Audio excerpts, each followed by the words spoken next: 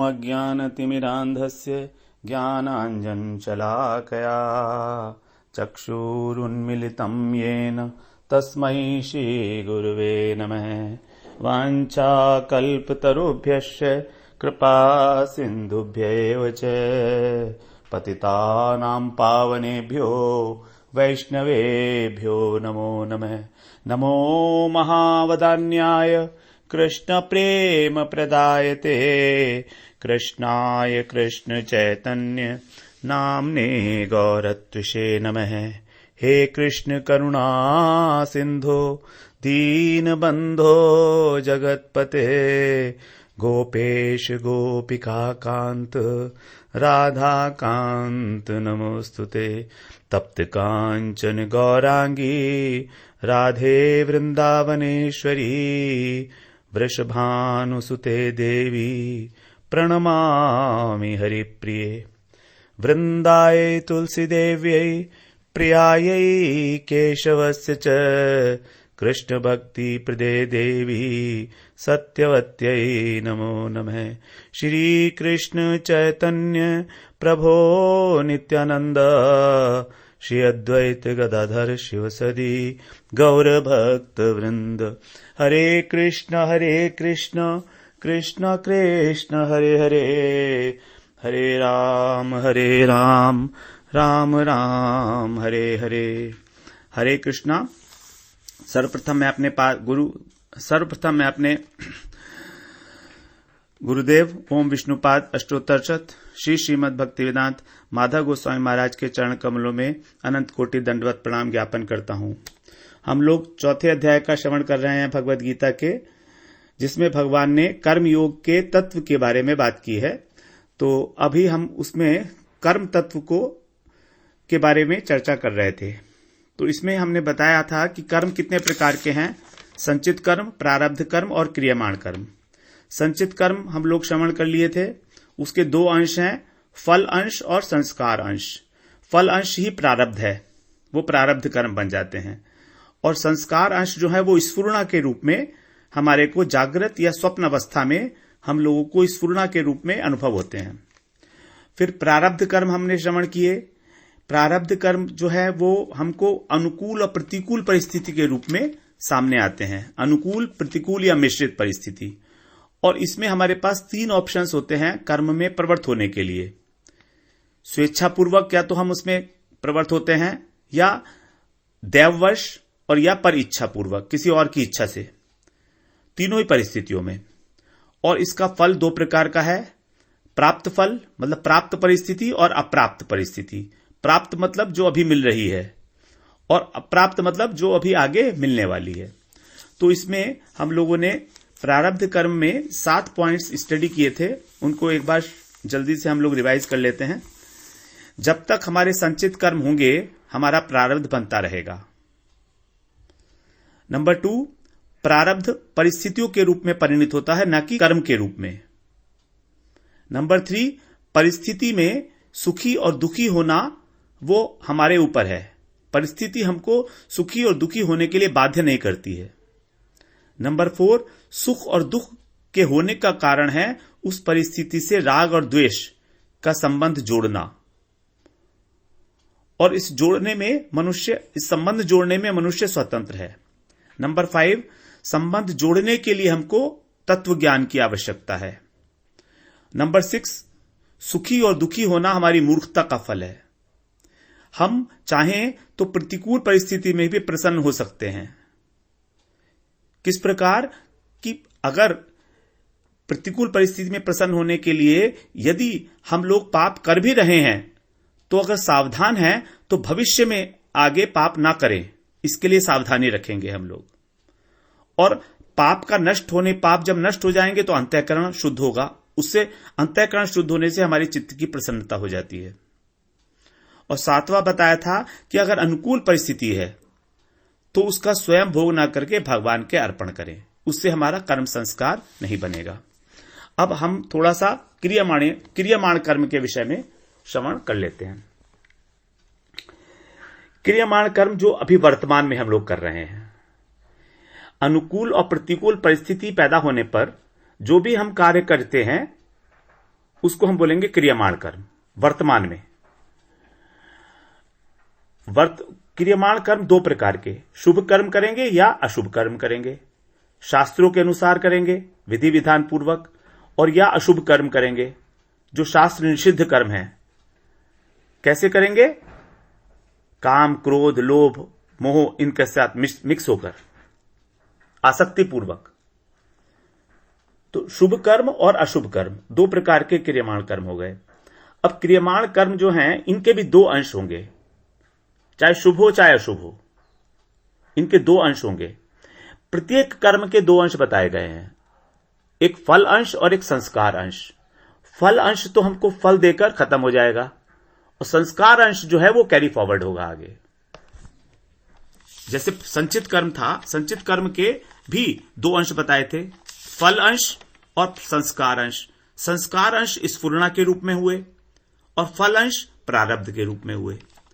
अब यहां पर क्रियमाण के दो अंश जो बन रहे हैं, जो आज हम कर्म कर रहे हैं, उसमें फल अंश और संस्कार अंश। संस्कार अंश कैरी फॉरवर्ड होगा, यही हमारा आगे जाके संचित में मिल जाएगा, और संचित में बनके फिर प्रारब्ध बनके हमारे सामने आएगा। और जो क्रियमाण कर्म का यानी वर्तमान कर्म का जो फल अंश है, वो अभी या कुछ समय बाद एक लॉजिकल टाइम फ्रेम में। तो फल अंश के फिर दो पार्ट हैं, फल अंश के दो पार्ट हैं, दृष्ट और अदृष्ट। दृष्ट का मतलब जो फल हमको दिखाई दे रहा है, और अदृष्ट मतलब जो हमें दिखाई नहीं दे रहा है लेकिन मिलेगा।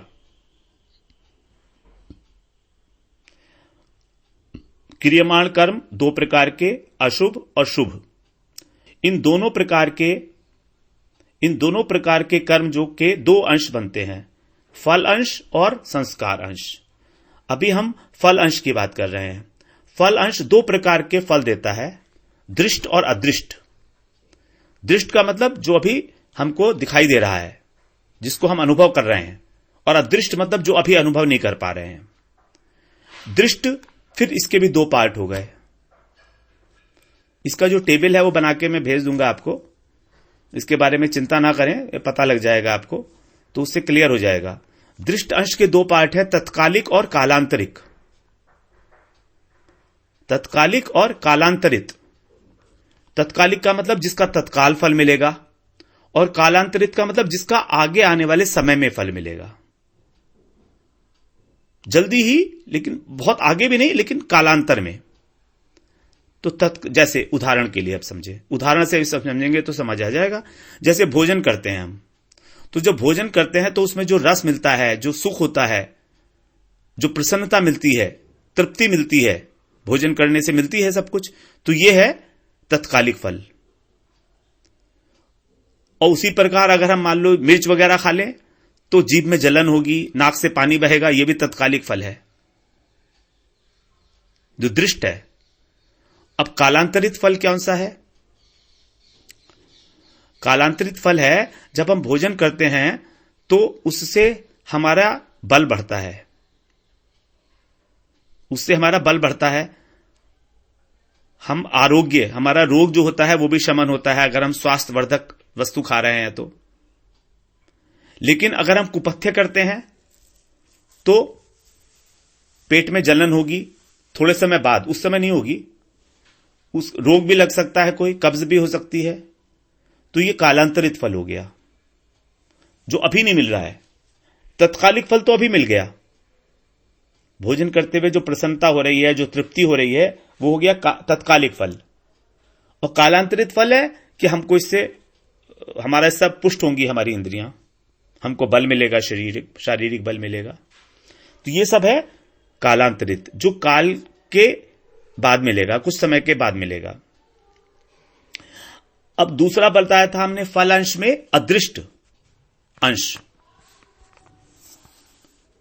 जो क्रियमाण कर्म का फल अंश था उसके दो पार्ट से दृष्ट और अदृष्ट। दृष्ट के दो पार्ट हो गए, तत्कालिक और कालांतरित।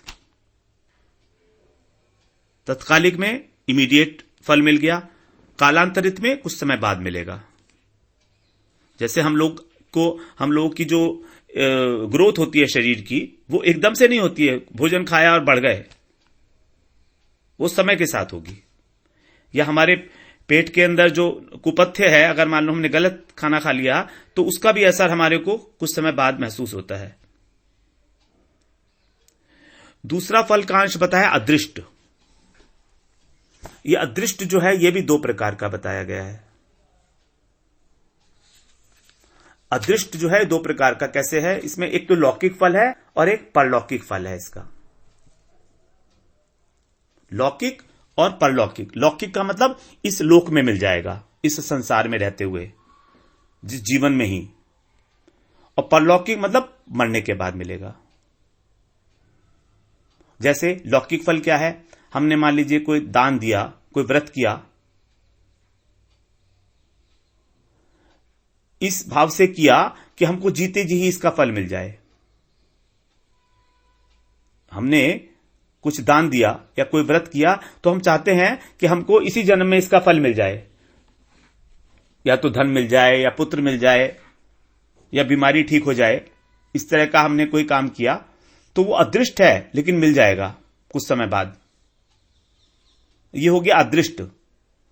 इसमें इंपॉर्टेंट क्या है, इसमें इंपॉर्टेंट ये है कि हमारी ये उद्देश्य है कि हमको इसी जन्म में इसका फल मिले, ये नहीं कि बाद में मिले। तो उसका उद्देश्य के हिसाब से अगर किसी देवी देवता की पूजा करते हैं तो वो फल देते हैं, इसी जन्म में दे देते हैं। जैसे जब हम बीमार होते हैं तो पंडित के पास जाते हैं और पंडित से पूछते हैं कि भाई हमारे को बीमारी है तो क्या क्या करें, तो कहेगा शिव जी के ऊपर जाकर जल चढ़ाओ, गंगा जी में या बहते हुए पानी में मूली बहा दो, या इतने 16 सोमवार करो। लड़की की शादी नहीं हो रही है तो ऐसा ऐसा व्रत बोल देते हैं, पार्वती जी का व्रत बोल देते हैं। तो इस प्रकार से ही जो है लौकिक फल है, यह अदृष्ट है लेकिन लौकिक फल है। दूसरा है परलौकिक फल, यह मरने के बाद मिलता है। अच्छा हाँ, लौकिक फल में ही दो प्रकार के हो गए ना। एक तो हमको कोई अच्छा काम किया हमने तो हमको फल मिल गया, और दूसरा लौकिक फल है, मान लीजिए हमने चोरी की, डाका डाला तो इमीडिएटली हमको जुर्माना हो गया, कैद हो गई। ये भी लौकिक फल ही है, गलत काम का, अशुभ काम का। अशुभ काम का लौकिक फल यही है, हमने चोरी की तो हमको पुलिस पकड़ के ले गई, ये लौकिक फल है। अदृष्ट है ये, हमको पता नहीं है लेकिन मिलेगा हमको। ये जुर्माना होना, मान लीजिए हमने ट्रैफिक लाइट पार की तो ये अदृष्ट फल मिलेगा, इसका हमारे घर पे चालान आ जाएगा। ये लौकिक फल मिल गया हमको। परलौकिक फल जो है गया वो स्वर्ग की प्राप्ति है। अगर हम कोई यज्ञ अनुष्ठान करते हैं स्वर्ग की प्राप्ति के लिए, वैदिक अनुष्ठान करते हैं तो मरने के बाद स्वर्ग मिलता है। और अगर कोई हम हिंसा करते हैं तो हमको मरने के बाद नरक मिलता है या पशु पक्षी का जन्म मिलता है। अलग अलग योनियों में हम लोग भ्रमण करते रहते हैं, ये परलौकिक फल है। तो जिन पाप और पुण्यों का फल हमने यहां पर भोग लिया, उसका फल हमको मरने के बाद नहीं भोगना पड़ेगा। क्योंकि कुछ पाप और कुछ पुण्य ऐसे होते हैं जिसका फल हमने यही भोग लिया। जैसे मान लीजिए कोई चोरी की, हमने किसी के घर में चोरी की तो हमको पुलिस ने पकड़ लिया और पुलिस ने पकड़ के हमको 5-6 महीने कैद में रखा, तो हमने उसका फल यहीं पर ही भोग लिया। अब उसका मरने के बाद फल नहीं मिलेगा क्योंकि उसका फल यहीं मिल गया। लेकिन जो बहुत जघन्य पाप होते हैं, जो जघन्य पाप होते हैं, उनका फल जो है बाद में मिलता है। सिद्धांत यही रहेगा कि पाप से जितना पाप किया है उतना ही दंड हमको मिलेगा, और जो भी दंड मिल रहा है वो किसी ना किसी पाप का ही है, चाहे वो इस जन्म का हो चाहे वो पुराने जन्मों का हो। इस जन्म का कालांतरित फल भी हो सकता है। जैसे मान लीजिए हमने चोरी की और उस समय तो हम नहीं पकड़े गए, तत्कालिक फल नहीं मिला हमको, लेकिन कालांतरित मिल गया। बाद में केस हुआ, बाद में हमारे को रिपोर्ट हो गई और हम पकड़े गए बाद में कि आपने चोरी की थी। इनकम टैक्स की चोरी करते हैं तो इसका कालांतरित फल मिलेगा, कुछ समय बाद मिलता है। तो ये इसी जन्म का है, लेकिन ये पुराने जन्मों का भी हो सकता है। प्रारब्ध के कारण जो है वो दंड भी हमको मिल सकता है। तो जितना पाप किया है उतना ही दंड मिलेगा, ये बात तो बिल्कुल पक्की है। ये नहीं कि हम ज्यादा दंड लेंगे उसका, क्योंकि भगवान के विधान में कहीं कोई चूक नहीं है। उन्होंने जो रूल्स बना दिए वो स्टैंडर्ड बिल्कुल परफेक्ट रूल्स है। अगर किसी दंड का, किसी पाप का हमने यहां दंड भोग लिया है तो फिर वो मृत्यु के बाद नहीं भोगना पड़ेगा, लेकिन अगर यहां बच गए तो फिर आगे भोगना ही पड़ेगा। यहां किसी कारण हम बच गए या हमने अपने को बचा लिया, जैसे मान लीजिए किसी का मर्डर किया हमने, और मर्डर किया और हम पकड़े नहीं गए यहां पर, तो दंड तो भुगतना ही पड़ेगा बाद में, कहीं ना कहीं उसका बाद में उसका दंड तो हमको भुगतना ही पड़ेगा। Because every action has a reaction, opposite, equal and opposite reaction. Newton का ये लॉ है वो इसी से बना है, कर्म थ्योरी से ही न्यूटन का लॉ बना है। Action means Karma, so every action has a equal and opposite reaction. Reaction is दंड। दंड उसको समझ लीजिए या उसको भोग समझ लीजिए, क्योंकि जितना पुण्य करते हैं उसका भोग भी मिलता है हमको, और हम गलत काम करते हैं तो उसका दंड भी मिलता है हमको। तो इस प्रकार से ये बिल्कुल थ्योरी परफेक्ट है कि एक्शन जो है वो बिल्कुल रिएक्शन जो है बिल्कुल एक्शन के इक्वल होगी, लेकिन अपोजिट डायरेक्शन में होगी। हमने किसी को कष्ट दिया तो जितना कष्ट हमने उसको दिया उतना कष्ट अब उसको ना हमको मिलेगा, उल्टा हमको वो कष्ट लेना ही पड़ेगा। तो इस प्रकार से चाहे इस जन्म का हो चाहे पुराने जन्म का हो, हमको फल तो भोगना ही पड़ता है। अब संस्कार अंश जो है क्रियमाण कर्म का, क्रियमाण कर्म में दो अंश बताए थे, फल अंश और संस्कार अंश। संस्कार अंश में शुद्ध संस्कार और अशुद्ध संस्कार। ये तो बड़ा क्लियर है, सिंपल सी बात है।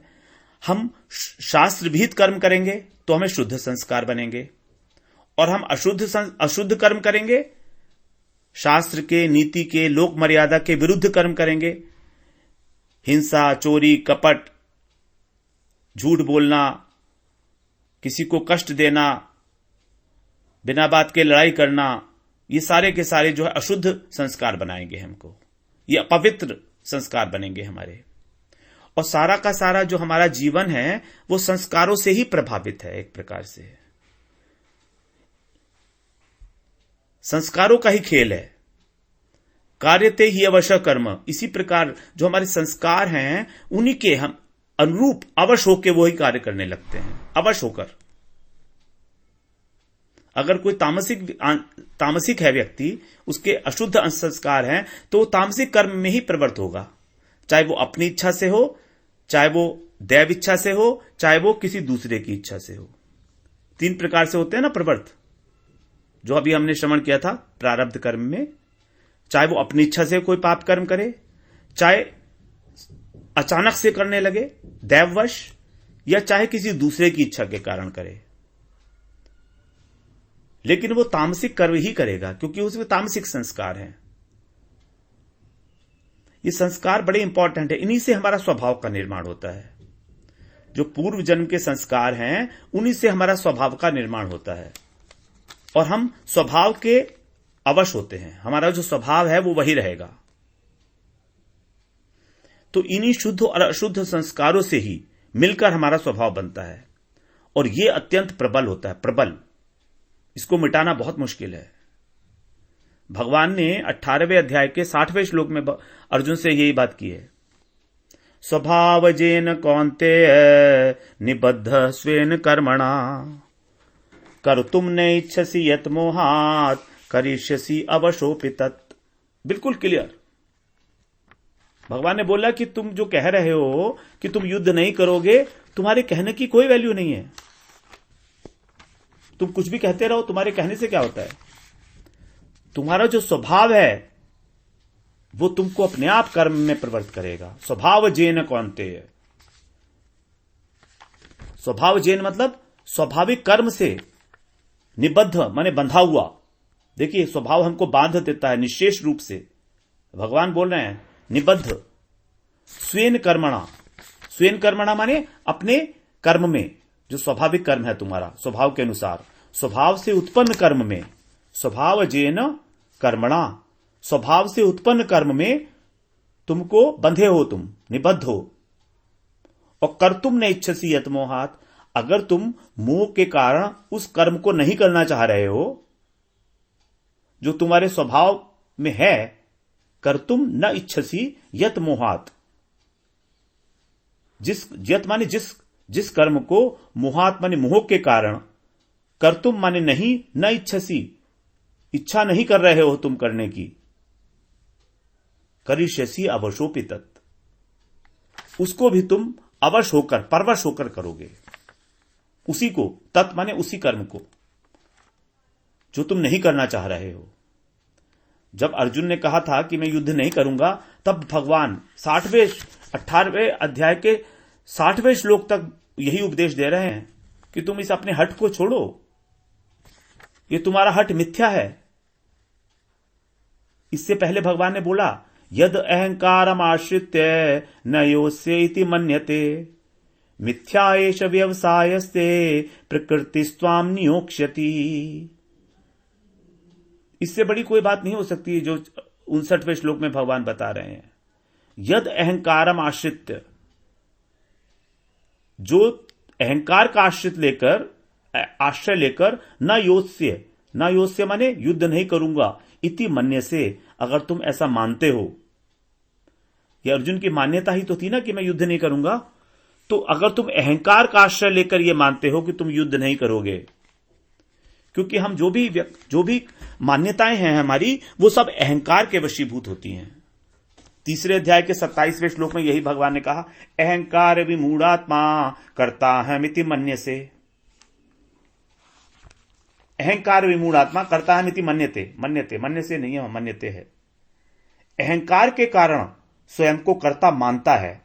तो ये मान्यताएं जो होती है ना हमारी, ये सब अहंकार के कारण है। हम लोग कहते हैं नहीं मैं तो ऐसा मानता हूं, नहीं मैं तो ऐसा मानता हूं। ये आप नहीं बोल रहे, ये अहंकार बोलता है आपका। और भगवान इन्हीं मान्यताओं को धराशायी कर रहे हैं, हमारी ध्वंस करना चाहते हैं वो हमारी मान्यताओं को, कि छोड़ो इन मान्यताओं को। क्या मान्यता लगा रखी है? वास्तविकता को देखो, यथार्थ को देखो कि क्या है। मान्यता में बंध के हम लोग कभी आगे प्रोग्रेस नहीं कर सकते।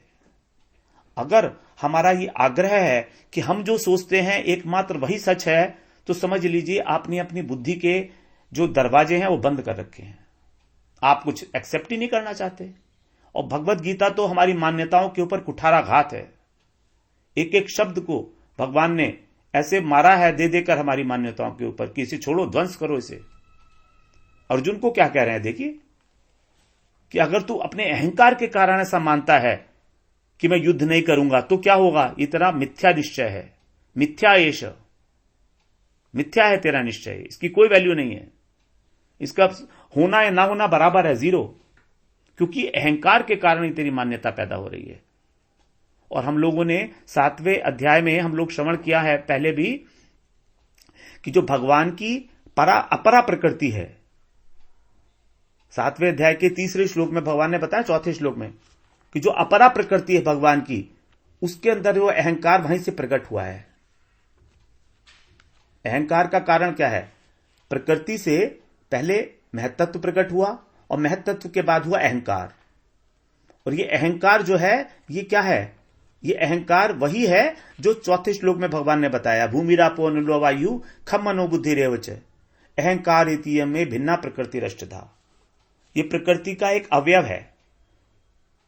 प्रकृति में क्या क्या है? भूमि, अग्नि, वायु, जल, आकाश। तो भूमि का मतलब क्या? मिट्टी। तो ये उसी अहंकार उसी चीज का बना हुआ है जिसकी मिट्टी एक ही ब्रैकेट में सजाती है ये। तो हमारे अहंकार की उतनी ही वैल्यू है जितनी मिट्टी के ढेले की। ये है हमारे विचारों की वक़्त वास्तव में, जिसके ऊपर हम लोग बड़े बड़े डिसीजन ले लेते हैं, मरने मारने को भी तैयार हो जाते हैं। जीवन को भी अंत कर देते हैं हम लोग इस अहंकार की वजह से। तो भगवान कह रहे हैं कि तुम जो है, अगर तुम अहंकार का आश्रय लेकर यह सोचते हो कि युद्ध नहीं करोगे, तो तेरा निश्चय मिथ्या है। क्योंकि प्रकृति स्वाम, तुम्हारा जो स्वभाव है, तुम्हें युद्ध में जबरदस्ती लगाएगा। नियोक्ष्यति, व्यवसायस्ते, जबरदस्ती, नियोक्ष्यति, लगा देगा, नियुक्त कर देगा। तो यहां पर यही इंपॉर्टेंट है कि हमको स्वभाव बदलना बहुत मुश्किल है, लेकिन स्वभाव में जो अशुद्ध अंश है हमको उसके ऊपर काम करना है। हमें स्वभाव नहीं बदलना है बेसिक, लेकिन जो अशुद्ध अंश है उसके ऊपर हमको काम करना है। अब वो अशुद्ध अंश है राग और द्वेष। इस राग और द्वेष के कारण ही, राग और द्वेष के कारण ही, आसक्ति के कारण ही हमारा जो देहाध्यास है वो है। इस राग द्वेष के कारण शरीर में जो हमारा राग है उसके कारण ही हम आत्मा को शरीर मानकर बैठ गए हैं।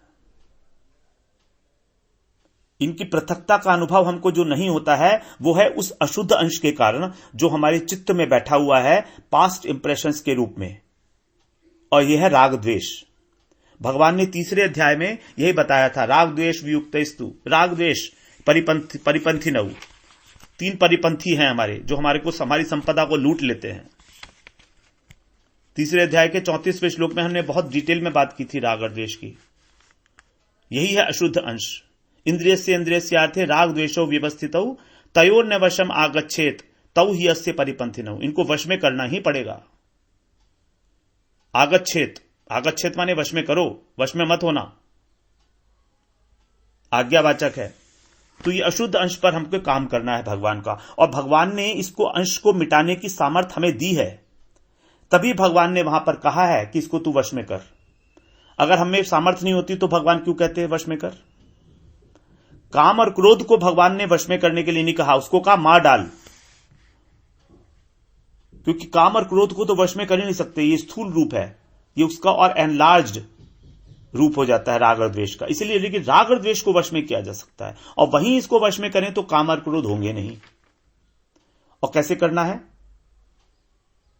कैसे करना है? बुद्धि योग, ददामी बुद्धि योगम तम येन मामु पयंति ते, जो दूसरे अध्याय में भी बताया भगवान ने और 10वें अध्याय में भी बताया, जिसका मुख्य अर्थ है भक्ति बुद्धि योग का, और जिसका गौण अर्थ है कर्म योग।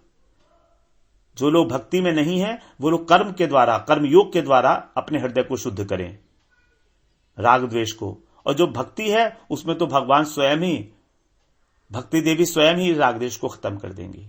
भक्तों के लिए यही तो एक आसानी है कि उनको राग द्वेष के लिए कोई काम नहीं करना है, लेकिन कर्मयोगी को करना पड़ेगा। तो शुद्ध स्वभाव को बनाए रखने में प्रकृति की प्रबलता है। प्रकृति के कारण हमको शुद्ध स्वभाव हम बनाए रख सकते हैं, और अशुद्ध स्वभाव को हम मिटा सकते हैं। ये हमारी स्वतंत्रता है। इसमें हमारी स्वतंत्रता है कि हम अशुद्ध स्वभाव को मिटा दें, और शुद्ध स्वभाव को बनाए रखने में प्रकृति हमारी हेल्प करेगी। ये दोनों बातें हैं साथ साथ। जैसे लोहे की तलवार को जब पारस से छुआते हैं तो तलवार तो सोने की बन गई, लेकिन जो उसकी धार है, जो उसका आकार है, या जो उसकी मार करने की क्षमता है, वो वैसी की वैसी रही। इसलिए सोना बनाने में तो पारस की प्रधानता है, और धार और उसका आकार वही रखने में तलवार की प्रधानता है। उसी प्रकार से अशुद्ध स्वभाव को मिटाने में मनुष्य की स्वतंत्रता है, और शुद्ध स्वभाव को मेंटेन रखने में प्रकृति की प्रबलता है, प्रधानता है। सोना बनाने में पारस की प्रधानता हुई, और धार, उसकी मार करने की क्षमता को मेंटेन करने में तलवार की प्रधानता है। उसी प्रकार से सेम वे अशुद्ध स्वभाव में हमारी स्वतंत्रता है मनुष्य की, और शुद्ध स्वभाव को मेंटेन करने में प्रकृति की प्रधानता है।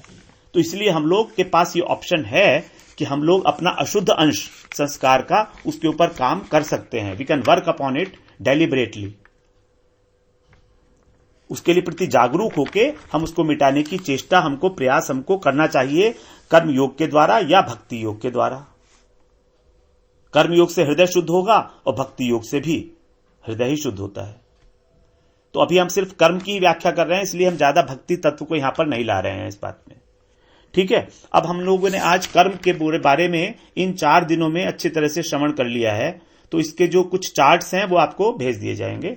बना दूंगा मैं। उसके बाद हम 34वें श्लोक में कल हम प्रवेश करेंगे, जहां से तत्व ज्ञान की बात होगी, और यह बहुत इंपॉर्टेंट विषय हो जाता है तत्व ज्ञान। वांछा कल्पतरुभ्यश्च कृपा सिंधुभ्य एव च पतितानां पावनेभ्यो वैष्णवेभ्यो नमो नमः।